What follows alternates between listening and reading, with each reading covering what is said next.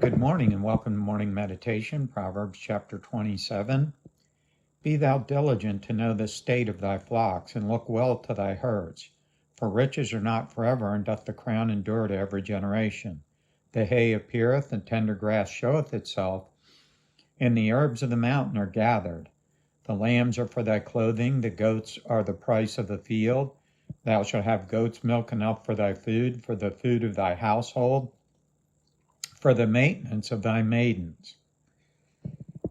Here, I believe, is a very valuable lesson that is not being taught anymore, especially to young people, but that is being diligent, working hard.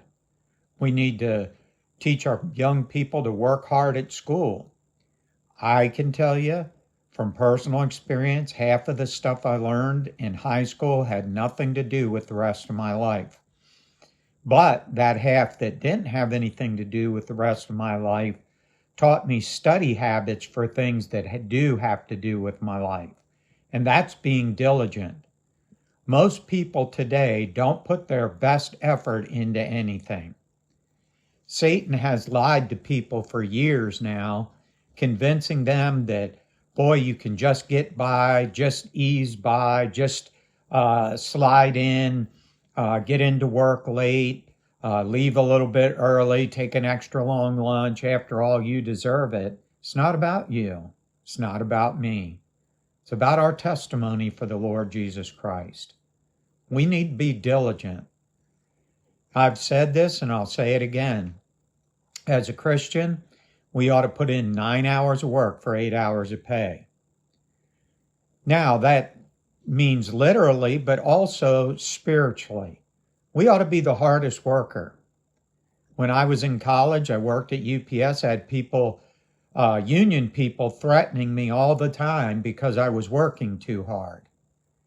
Now, that's a good testimony to have. And as a Christian, we ought to be known as the most diligent person. Not only do we need to look well to our work, but we need to look well to our witness. What kind of a testimony are we in our home, Dad? What kind of a testimony to our children are we, Mom? Are we one thing at church and another thing at home? We need to make sure that our testimony is diligent, that we put time into it, not only in front of other people's eyes, but especially in front of our children's eyes. I can't tell you over the last 35 years plus that I've been in the ministry, last 14 years pastoring, where I haven't seen many young people turn their back on the things of God. And why? Because they see their parents one thing, their adult influence is one thing in church, and there's something else outside of church. Be diligent about your work. Be diligent about your witness. Number 3, be diligent about your worship. Proverbs chapter 27 is obviously talking about our work ethic, but I think it also is talking about our witness ethic and our worship ethic. Parents, if we make church fun, the kids are going to love church. How do I make church fun? Well, you can start by singing louder, sitting closer to the front, attending more services, not looking for excuses to get out of church, but letting the kids know, hey, this isn't something we have to do. It's something we get to do. We're serving the Lord together. Boy, be diligent about that. We want our worship to be a testimony. Sunday morning, Sunday night, Wednesday night.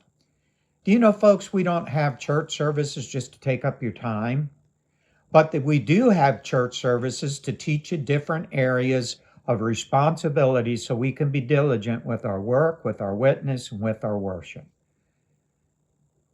That ought to be our testimony. People ought to be able to look back at our life and say, boy, they didn't make a lot of money. They didn't have a lot of nice things, but boy, they were a great witness.